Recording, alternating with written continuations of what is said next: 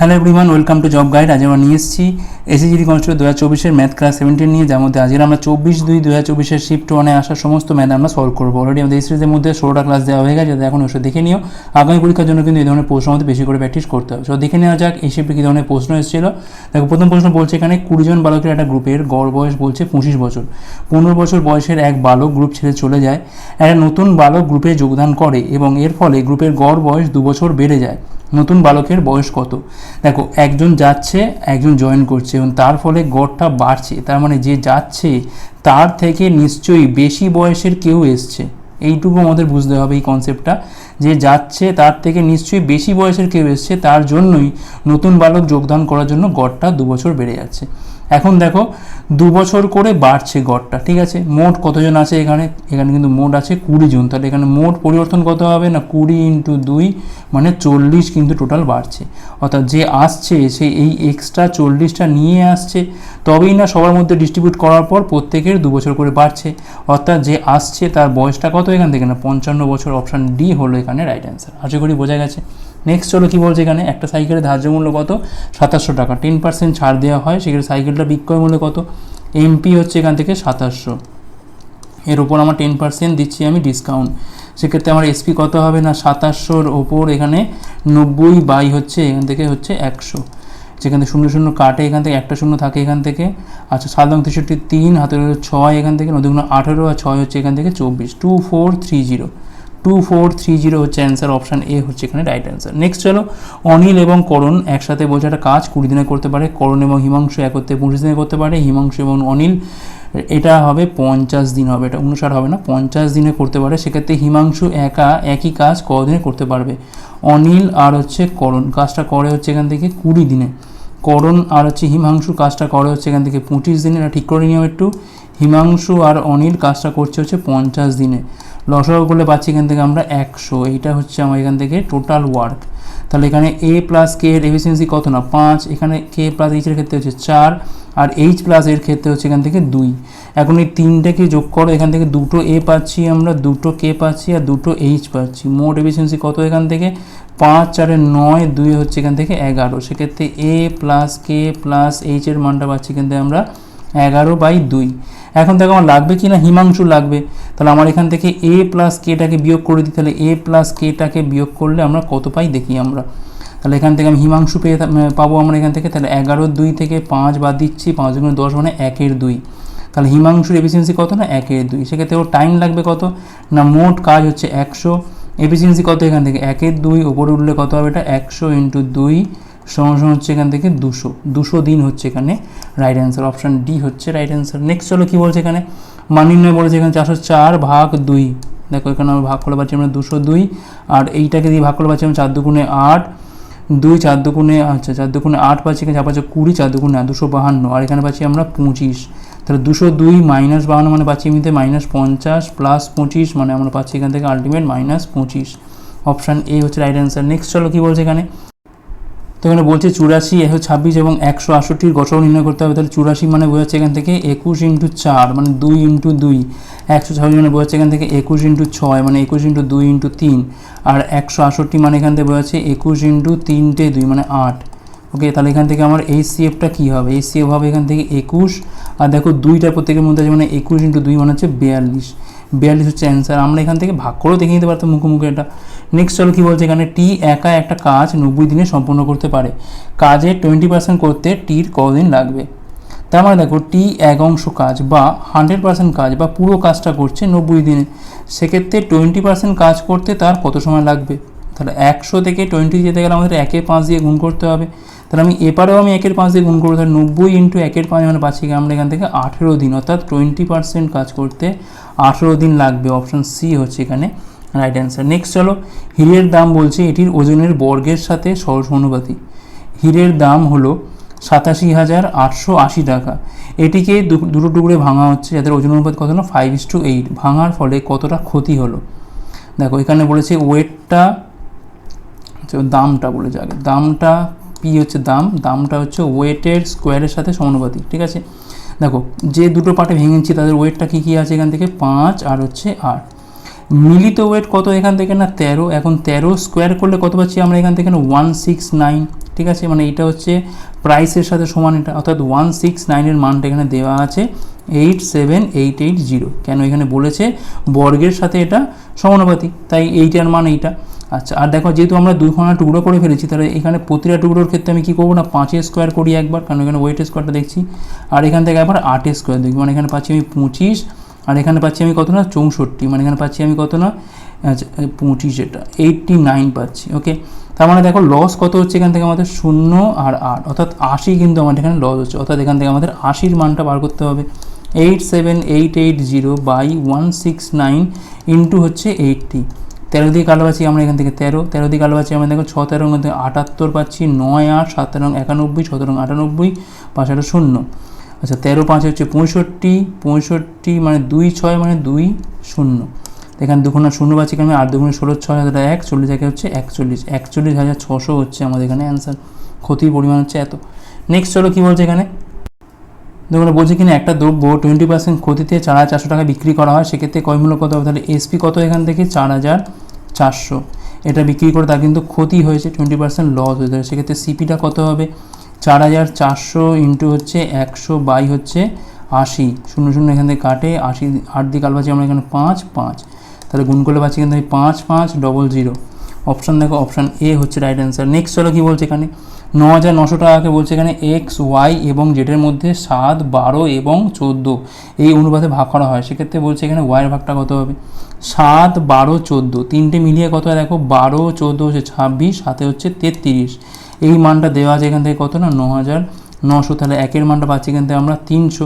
কি চাইছে এখান থেকে আমাদের ওয়াইয়ের ভাগ, অর্থাৎ 12-র মানটা চাইছে, তাহলে 12 মানটা কী হবে এখান থেকে না 300 ইন্টু হচ্ছে 12 সমান পাচ্ছি এখান থেকে আমরা 3600 হচ্ছে এখানে অ্যান্সার। অপশান বি হচ্ছে এখানে রাইট অ্যান্সার। নেক্সট চলো, নিম্নের কোন সংখ্যাটি 4 দ্বারা বিভাজ্য, 4 দ্বারা ভাগ যেতে গেলে শেষ দুটো ডিজিট 4 দ্বারা ভাগ যেতে হবে, তাহলেই পুরো সংখ্যাটা হবে 4 দ্বারা বিভাজ্য।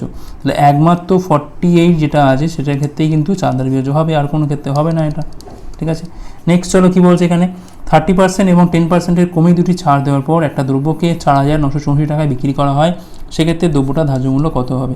ধরুন ধার্য মূল্য হচ্ছে আমার এখান থেকে এমপি, 30% ছাড়া মানে হচ্ছে 70/100, বা এখান থেকে পাচ্ছি আমি 7/10, 10% ছাড়া মানে 90/100, মানে এখান থেকে 9/10 সমান সমান 4964। তাহলে এখান থেকে আমার এমপির মানটা কত পাচ্ছি এখান থেকে 496400, তলায় হচ্ছে 63, সঙ্গে সঙ্গে ভাগে বসিয়ে দাও এটা, দেখো 6 বেশি 7 আছে মানে 7 দিয়েই খাওয়াম একবার, 3 7 21 1 2 42 2 হচ্ছে 44 441, এখানে পাচ্ছি 5, এখানে পাচ্ছি 5, এখানে পাচ্ছি আমি 4। আচ্ছা, 8 দিয়ে খাওয়া ওটা 3 24 4 পাচ্ছি এখান থেকে 2 6 28 2 হচ্ছে 50, যেখানে পাচ্ছি আমি কত 50।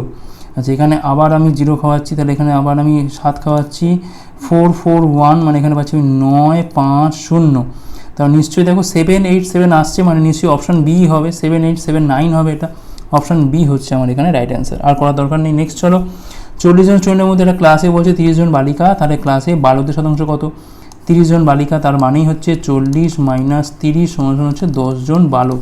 এখন 10 জন বালক কতজনের মধ্যে 40-এর মধ্যে, তাহলে 100-র মধ্যে কত 25% হচ্ছে এখানে বালকের পরিমাণ।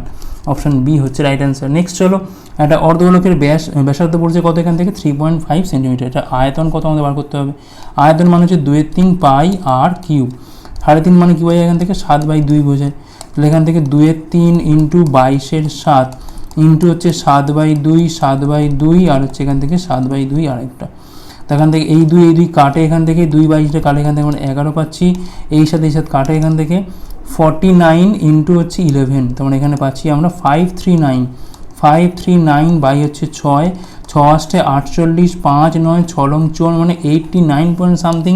অপশান বি হচ্ছে আমার এখানে রাইট অ্যান্সার। নেক্সট চলো, 22 জন ব্যক্তির একটা গ্রুপে 2 জন ব্যক্তি যাদের গড় বয়স 58 বছর, তাদেরকে 2 জন নতুন ব্যক্তি দ্বারা রিপ্লেস করা হলো। যদি গ্রুপের গড় বয়স 2 বছর কমে যায়, তাহলে নতুন 2 জন ব্যক্তির গড় বয়স কত। দেখো যারা বেরিয়ে যাচ্ছে তাদের কত কত না 58 করে গড়, তার মানে 58 ইন্টু হচ্ছে 116 বেরিয়ে যাচ্ছে, ঠিক আছে। সেই জায়গায় ঢুকছে কত, দেখো 116-র থেকে নিশ্চয়ই কম ঢুকছে, তার কারণ হচ্ছে গ্রুপের গড় বয়স 2 বছর কমে যাচ্ছে বলছে, তার নিশ্চয়ই কম ঢুকছে। কত কম ঢুকছে না 22 জন ছিল আগে, 22 জন এখনও আছে, কারণ 2 জন বেরিয়েছে 2 জন ঢুকেছে, তাহলে তাদের কমছে কত করে না, প্রত্যেকে 2 করে কমছে, মানে মোট কমছে কত না 44। তাহলে এই কমাটা কারা নিয়ে ঢুকছে, ওই দুজন নিয়ে ঢুকছে, ঠিক আছে। তাহলে এখান থেকে পাচ্ছি দেখো বিয়োগ করে পাচ্ছি এখান থেকে আমরা 2, এখানে পাচ্ছি আমি 7, 72 পাচ্ছি এখান থেকে আমরা। তাহলে এদের গড়টা চেয়েছে, গড় বয়স কত হবে না, গড় হবে এখান থেকে 72 বাই হচ্ছে 2 সমান 36 ইয়ার। অপশন ডি হচ্ছে রাইট অ্যান্সার। নেক্সট চলো, 2200 টাকার ওপর অর্ধবার্ষিক পর্বে 1.5 বছরে প্রাপ্ত চক্রবৃদ্ধি সুদের পরিমাণটা কত না 3836.8, সেক্ষেত্রে বার্ষিক সুদের হারটা কত হবে এখান থেকে। দেখো আমাদের এখানে প্রিন্সিপালটা কত না 2200, অ্যামাউন্টটা কত হচ্ছে এখান থেকে না, এই দুটোকে আমাকে যোগ করতে হবে, করলে আমি পেয়ে যাবো এখান থেকে টোটালটা, কারণ এটা ক্যাপিটাল, এটা হচ্ছে ইন্টারেস্ট, মানে এখানে পাচ্ছি আমি 0.8, তলায় আমি 10 নিয়ে নিয়েছি, তাহলে আমি পয়েন্ট নেবো না এখানে।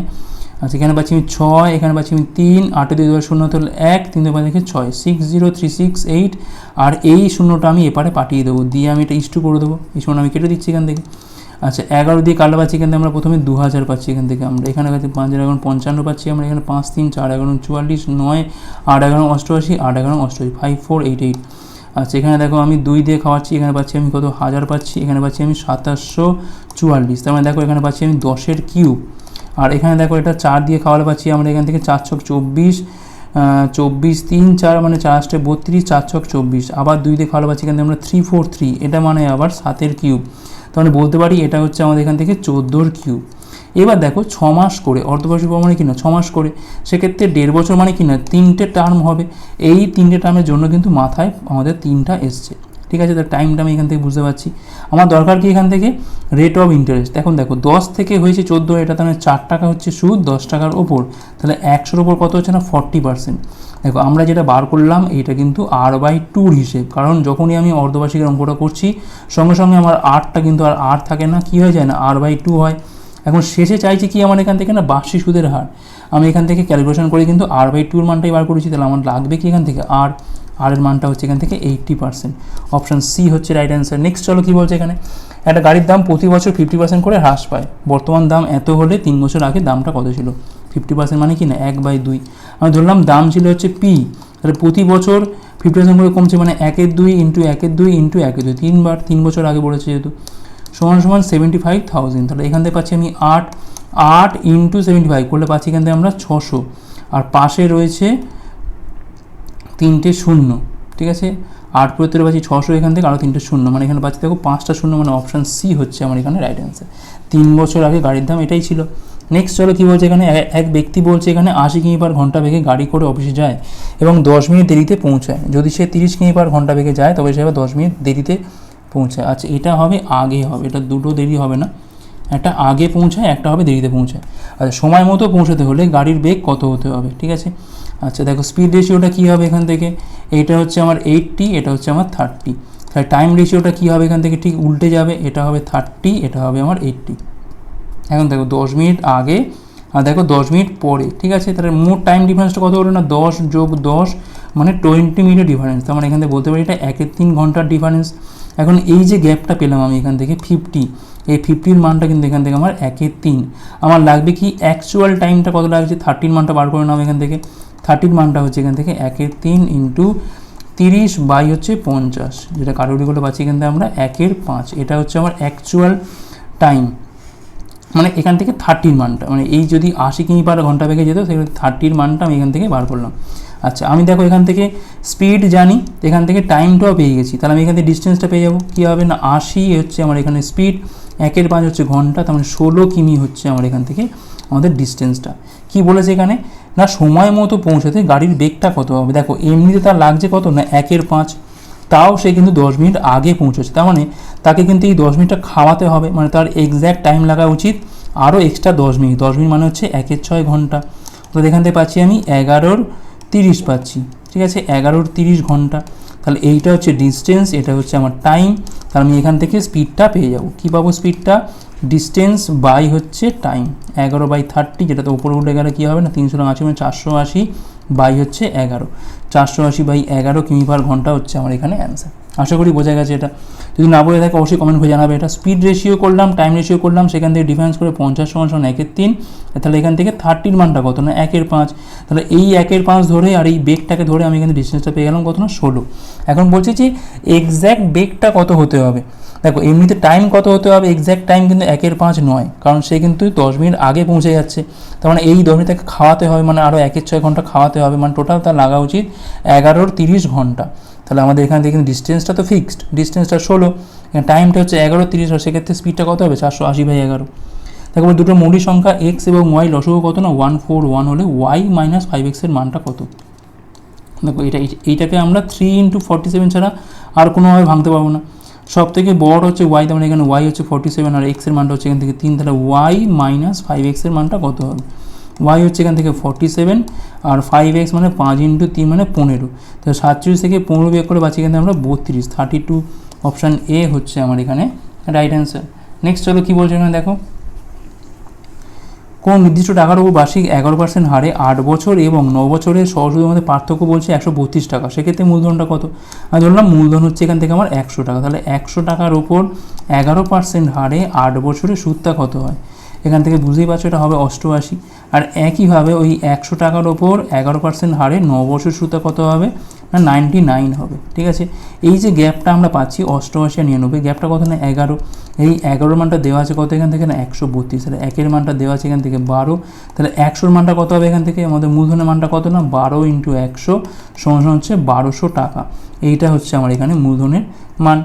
নেক্সট চলে লাস্ট অঙ্ক কী বলছে এখানে, এক ব্যক্তি একটা দ্রব্য কিনছে এবং 10% খরিদে বিক্রি করছে। যদি সে 30% কম দামে কিনতো এবং 20 টাকা বেশি দামে বিক্রি করতো, তবে তার লাভ হতো কত না 40%, সেক্ষেত্রে ক্রয় মূল্য কত হবে।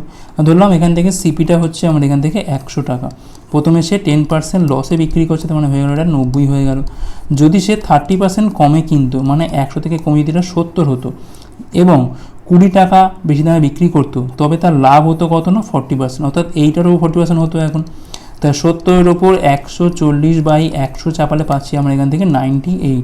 তাহলে এই 90 আর এই 98 গ্যাপটা কত না 8, এইটার মানটাই দেওয়া আছে এখান থেকে কত না 20। আমাদের বার করতে হবে এখান থেকে 100-র মানটা কত হবে, তাহলে 20 হচ্ছে 8 × হচ্ছে 100, 4 দিয়ে কাটবাছি আমরা 5, 2 পাচ্ছি এখান থেকে, কাটবাছি আমরা 50, তাহলে 50 × 5 মানে পাচ্ছি এখান থেকে আমরা 250 টাকা হচ্ছে আমার এখান থেকে দ্রব্যটার ক্রয় মূল্য। অপশান এ হচ্ছে আমার এখানে রাইট অ্যান্সার। তো এই ছিল ক্লাসটা আমাদের। ক্লাস ভালো হচ্ছে লাইক করো, কতগুলো পারলে হচ্ছে কমেন্ট করে জানাও, শেয়ার করতে হাসি করে পরের বারের জন্য। ভিডিও দেখার জন্য অনেক অনেক ধন্যবাদ।